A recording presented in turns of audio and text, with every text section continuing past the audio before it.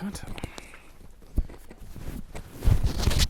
Self-service filmmaking. Is this rattling going to be annoying? No, it shouldn't be. It shouldn't be a big deal. Okay. Pro tip, put the lavalier mic down so that you don't get your P's, S's and T's. It is a pet peeve of mine. Okay. Does that look shit? No, that looks perfect. You sure? It feels shit. Is that alright? Yeah, it's alright. Okay, lovely. Can I just... What can you see of me there? Can you see the cable? Yeah, we can see the cable, but it doesn't matter. It does. Cable is a cardinal sin, Jay. You can have it on the outside of your shirt if you wish. No, mate, this is for you. We'll do it properly as we can. Right, is that sort of out of shot, the cable? Yeah. Yeah, that's fine. You can't see the cable. Sure? Yeah. Cool, lovely. My nips aren't showing, are they? They're quite perched. It's cold. Cool, right. Hello, my name is Natapong William Collins, and this is my story.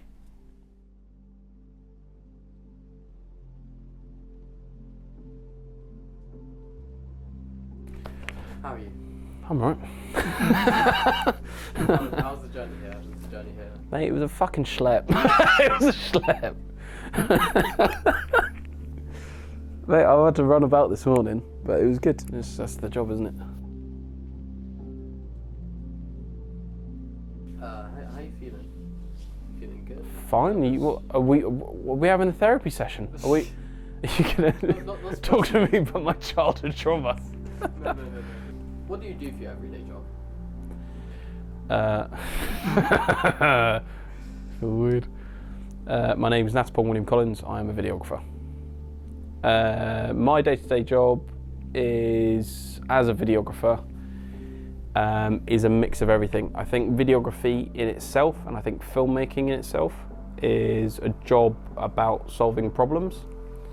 Whether that's on client side, whether that's on your side in terms of technical, making sure that everything looks all right. If you're doing an interview, if you're shooting things, problems come up, and usually you're fighting against those problems, and that is your main job. It's fighting against the plan that hasn't gone to plan, finding a solution for that. We are in the solutions business. Yeah. So when it comes to my sort of day-to-day, I am usually in the office or in and about working on stuff. So I'm working on edits, I'm working on planning productions, I'm working on talking with clients on a day-to-day basis, sort of being an account manager. As a videographer, my sort of day-to-day job ranges depending on what I'm doing and who I'm working with. So usually I'll be in the office or working around sort of doing admin stuff. So that's anything between editing, account managing, speaking to clients, reaching out to new clients. Currently work with an agency, and then I also, on top of that, do my own stuff and my own work. So a lot of it will be juggling clients within the agency. When I've got my own free time, it will be my own clients as well. And then usually I'll be doing editing and production planning. And then when it comes to the actual shoot days, usually I'm a bit of a pseudo role, as videographers usually are. They take on multiple roles because usually you're always going to be in a condition where you're having to basically, having to take on multiple jobs to make sure that you get a job done under budget, on time. So usually when I'm out filming, so I just did a documentary series with Honda Racing, and for that I was basically the director, the producer, I'm the main editor, and I also am having to operate the entire time, especially when I'm interviewing, which can be very difficult. We obviously have someone that's really good in Adam Child, who's a presenter, journalist, and knows everyone really well. Taking on multiple jobs at the same time is firmly within the film industry. Obviously, with the film industry, usually they are a lot more split up. You'll have your runners, you'll have your ACs, then you have your main camera operators, then you have your DOP and your heads of department, etc., etc. And that's the same across the board. With videography, a lot of the time you'll find I'll probably be the person producing it. I'll probably be the person directing the talent, the actors, whoever it may be, depending if it's corporate, if it's for story. I'll usually be a camera operator. You'll usually be expected to do sound. It is all dependent on the crews, but usually we work with a very small crew, or I work by myself. So there is an expectation that you sort of have to be a jack of all trades, and that's something that is, you know, part and part with the film industry and with the adjacent industry of that. The realization for wanting to become a filmmaker and anything within that world or anything that's adjacent to that world came very early on. I probably realised that I wanted to be a filmmaker and wanted to work in the film industry probably when I was about 16. I remember the first video that I ever made, it was, we'd go on bike rides after school and on the weekends, and we'd always go to a place called Hodgemore, which is up near Amersham. Oh yeah. And we used to just cycle up there, and at a certain point I'd been gifted a camera from my dad's friend, and he got me a little pocket Canon Ixus, and that was my first ever camera, and it was so shit that whenever you pointed it at the sun, a massive black bar would go across the screen, so you couldn't do lens flares.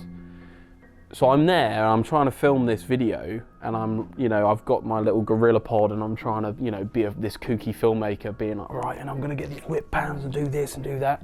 And then every time that I'd hit the sun, you see this black bar just go down the screen. I'm like, fuck!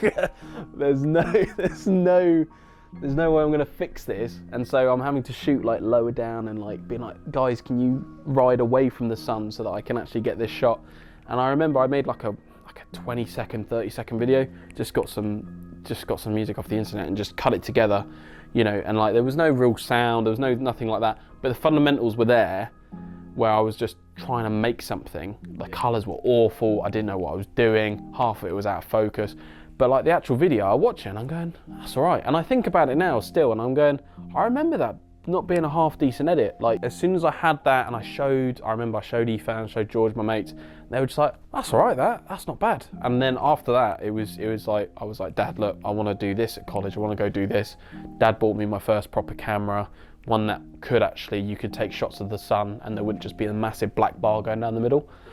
And it just went on from there. And then from then on, it was just sort of just like a pipe dream of like, this is where I'd like to be, and if I can get anywhere close to that, that'd be brilliant. And then from then on, it just kept going and going, and I kept being given opportunities, doors kept opening, and went to college, and did creative media production.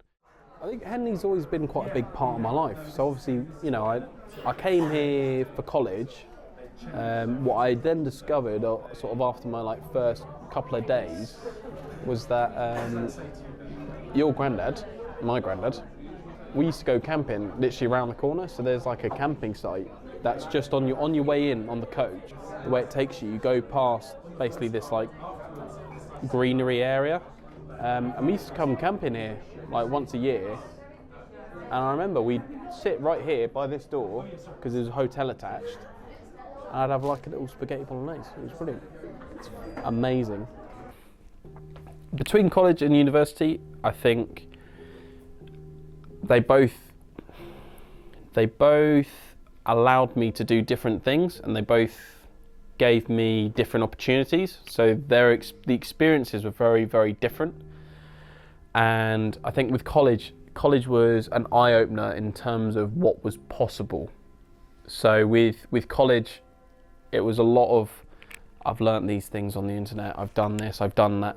And it was probably the first time that you're in a room with people that want the same things, that have the same aspirations, and that have not the same mindset, but they have the same want to make things. Same desires. Well, no, it was the first time I had a crew. Yeah. College was the first time that you're ever going to have a crew, and it's going to be a shoddy one at that, because no one knows anything. I didn't know anything, but I had this group of mates that it was the first time that everyone gave a shit. And then you get put in a scenario where suddenly you've got all these people that are trying to achieve the same goal. It makes a huge difference, and I think it's something, if you don't find the right people early on, it makes your life a lot harder. But with uni, I think it was a similar experience in terms of that camaraderie and coming back to it, but there was far more technical. They really got down to the nitty-gritty. Maybe it was a bit slower than I wanted, but the amount of equipment I got to play with, the amount of equipment that they let me learn. I became a staff member during my time at university. I became part of that wider network and crew. I had teachers that were offering me up work every other week, trying to get me in because they believed in my ability. my script writing teacher was a BAFTA winner. I mean, to be fair, she won the BAFTA before I was born, but I got one-on-one time with her. I was one of 12 people that she taught in my year group. What other uni do you get that sort of experience with that type of person? And she absolutely brute forced me through university, because it's tough. You get tired, you get fucking sad, you don't want to do things anymore. So you're dealing with life stuff, whereas with college, you're sort of this like angsty teen, and you're just going off and you're just doing whatever, and it's fun. And then with uni, you're like, after this, what am I doing? Like, what am I actually going to do? What am I going to take away from this? What I do now, have I done enough where it's going to help me, or have I wasted my time? There's a bit more pressure in uni, and I think most people will feel that, because uni was a time where I wanted to prove myself. College was my learning experience, if you get what I mean. Yeah. College, I had a sense of, I want to be here, I feel like I'm quite good, I feel like I can learn some stuff, and I feel like I can make some good stuff. Let's see how that goes. And then with uni, it was about proving that I had the right to be there. Regal let us use one of their cinemas, and we basically talked about movies. So we all had to take turns and basically set up an interview. I don't think they're going to let us in, because I didn't think they really wanted us there in the first place. But I remember I look back at me and I go, what the fuck went wrong with my life? I had a jawline, I had a nice haircut, I was wearing shirts.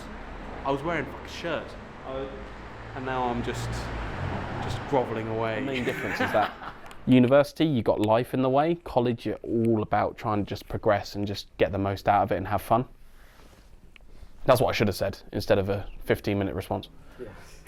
Over my 3 years as a professional videographer, I've been given a lot of brilliant opportunities, whether that's been with agency, by myself, friends that have put me in the right spots, and people that have believed in me blindly because they just think, oh, that's all right.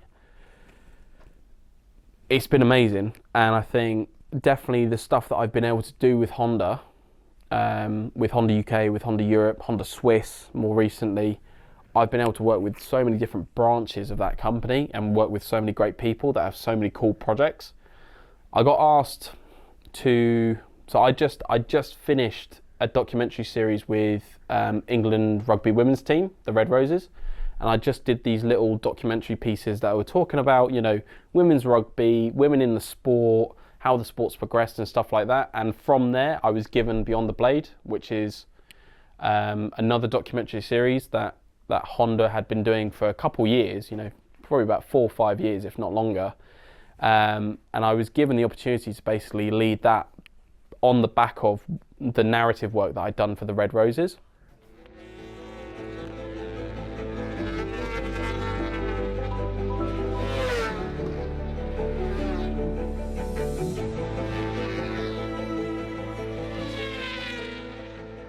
And I've basically been given that opportunity to basically look, you have creative control here on Beyond the Blade and how Beyond the Blade's going to look. What we want is for it to be a bit more human, a little bit more naturalistic, and we want it to be slightly less like super high production. That's all it is. And I think the guys that were doing it before did a great job. I think it was just one guy. But I basically wanted to just bring some more personality back into it and just let things sit a little bit more. So over the last 8-9 months, I've had pretty all access to the Honda racing team, and I've got to film, John McGuinness, who's I think 23 or 26 time TT winner. He's 53 this year, and he's still racing, and he's still at the top of the pack. He's an absolute legend. He's one of the greatest of all time, if not the greatest. I got to film with Dean Harrison, and I got to film his 5th TT win. I got to edit and put together that story of him and John battling it out and absolutely going for it. And that was his first TT win in I think 4 or 5 years. It was before COVID, was the last time he won, and then he got 2 in a row. To be there and to film that and to be the one responsible to bring that to light to the public, it's a huge honour, huge opportunity. Nothing that I will ever take for granted of how special that was. because I got to be there. I got to be at the Isle of Man for 4 days. Having the opportunity to fly over to the Isle of Man TT, you know, work with the people, work with Chad, who is himself an ex-TT rider. You know, he got a top 10 finish, I think, a couple years back. And to learn from him and to basically have him sort of walk me through everything that I needed to know that I just wouldn't know as an outsider. And you know, he was able to give me that access to John, to Dean, because I mean, he used to compete with Dean. He's known John for probably about 20 years, if not longer. And to basically film that entire crew for what was essentially a year, and to bring those to light. You know, I've now filmed, directed, edited, and now I'm about to deliver 2 more episodes, I think, which will come out next week or this week. And to have that, and to basically be like, look, this is a body of work that has been pretty much down to like 3 people in total, you know, from start to finish.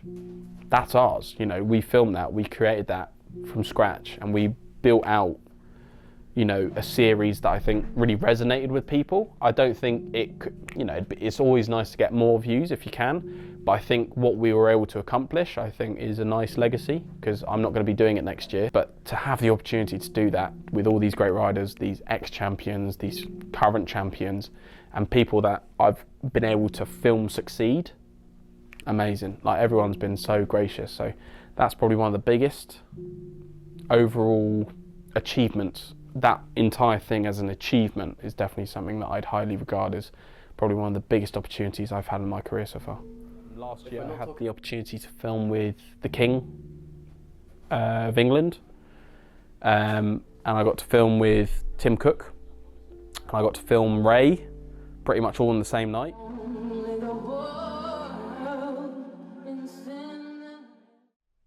That, for me, the withdrawal I had after that night was ridiculous. I don't know if you remember last Christmas. Yeah, it was last Christmas. I remember we were having a great time, whatever, and I was just fucking miserable. I was unbelievably miserable, because I went, that's never going to happen again. When are you going to have the chance to film Tim Cook, the King, and Ray on the same night, and it be on your shoulders? Unbelievable experience. At Christmas.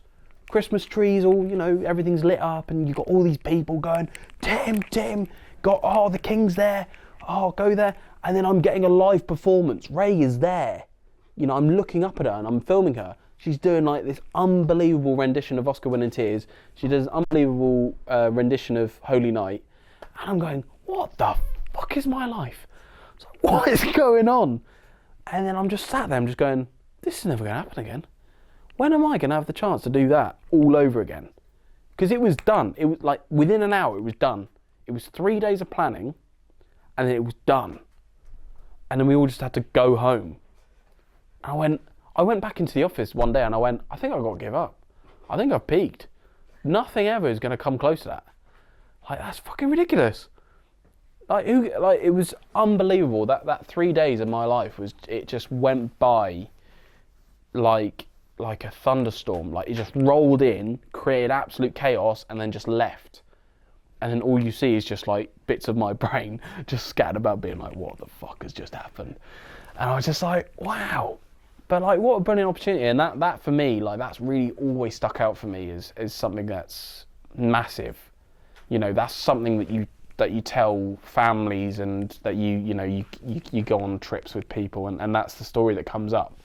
And to have that as something that I can say that I've done, you know, I've got to film with the King, I've got to film with, you know, one of the richest men in the world, and I've got to film an artist who I think is one of the best of our generation, and they're all next to each other, and I'm literally turn around, King, Tim Cook, turn around, Ray, turn around, right? Tim Cook is where you are to me now. Right? Wow, that's like 5 feet. Literally, it's like 2 meters, right? It was like a 2 meter difference. I was literally, all there was a barricade. It was Tim Cook, the King, and I had Ray behind me. iPhone, like that. I was just like this. And I got Tim, and he's looking at me going, what the fuck is this guy doing? And I'm going, I'm just doing my job, please. Yeah, I mean, like, it did feel like yesterday I was 16 and I was sat exactly where you are now, doing exactly what you're doing now. And now it's, you know, it's been 8 years since I've been sat where you're sat. And I think time is very fleeting. And I think if I had to give any advice, it's making sure that you're not being hard on yourself. You don't need to be your own worst enemy, because you go through so much as a teen and as a young adult. There's gonna be things, and there's gonna be things that life throw at you you're not going to enjoy. The best thing you can do for yourself is to be your own hype man, and is to proactively try and make the most out of everything. Because when you're sad, you need to know that you've given yourself something to feed off of, because otherwise it's just gonna ruin you. And I think that's a life and a career thing, because people can read when you're upset. Like, if you go to a set and you're fucking miserable, you're absolutely like desolate, like your soul's just empty, you're not gonna get anywhere, because people just be like, he can't fucking do anything because he's just sad, and he won't do this, and he won't say how are you in the morning, he won't make me a cup of tea. Those things are important. They're things that you need to do when you're starting in the industry. Like I remember Channel 4, I think I was still unemployed, and again, a friend was like, look, do you want to be a runner on this show? They gave me like 4 days work, and I worked on Married at First Sight a couple of years ago. I just remember, I was the only one that went to the art department and asked, do you want some cake or something? You know, do you want a cup of tea? Like, I was the only one that interacted with the art department, because everyone else was busy, you know, dealing with the talent and, you know, with all these other people and all that. But I remember, like, when I was at Married at First Sight, there was just a lot of times when, like, I could just sit down and rest, or, you know, my shift's like, I'm doing like a 12-hour shift, you know, right, what's another couple hundred steps to go see if this person's all right? I just used to go around with a box of just treats. I'd just feed the crew. And again, I've not talked to any of that crew ever since, but I put my best foot forward. If I was ever going to get an opportunity, it was because I was trying to be proactive. I just wasn't there enough. I just didn't have enough time to actually really solidify myself in the crew. But I still, you know, try and interact with anyone that I've ever worked with as much as I can. And I think the whole idea of just making sure that when you can, be kind to yourself and just take it step by step, because there's so much hatred and so much like shit that you got to deal with as a young adult. Try and keep yourself motivated, and try and keep yourself on the right side of, you know, life, basically. You know, otherwise you're gonna dig yourself a hole, and you can't expect anyone to get you out of it. That's me there, and that's Jordan there. So Jordan's gone on to do VFX at NFTS. He's part of a Oscar-winning team. Jemima worked at the NFTS, or still does. Zara is now working in high-end TV, and she also has a production company. She's trying to make short films. And then I believe Charlotte's now a police officer, and I actually don't know what Jack's doing. I have no idea, but yeah, we all sort of managed to mingle our way in somewhere. So yeah, it's quite good. I think we're done. Think we're done? Okay. I want to interview you now. Yes. Let's do that. Brother to brother. Here you go. You can look all skinny and fucking toned. My fucking fat mouse. Dickhead. I can't believe you made me sit like that. Right, let's cut this. We seem to be very drawn to it, so it's, I don't know, it's interesting, it's nice. I've had birthdays here, camping trips here, we've had film meetings here, and now I'm having a Wetherspoons with my young adult son. It's nice, I like it. It's good.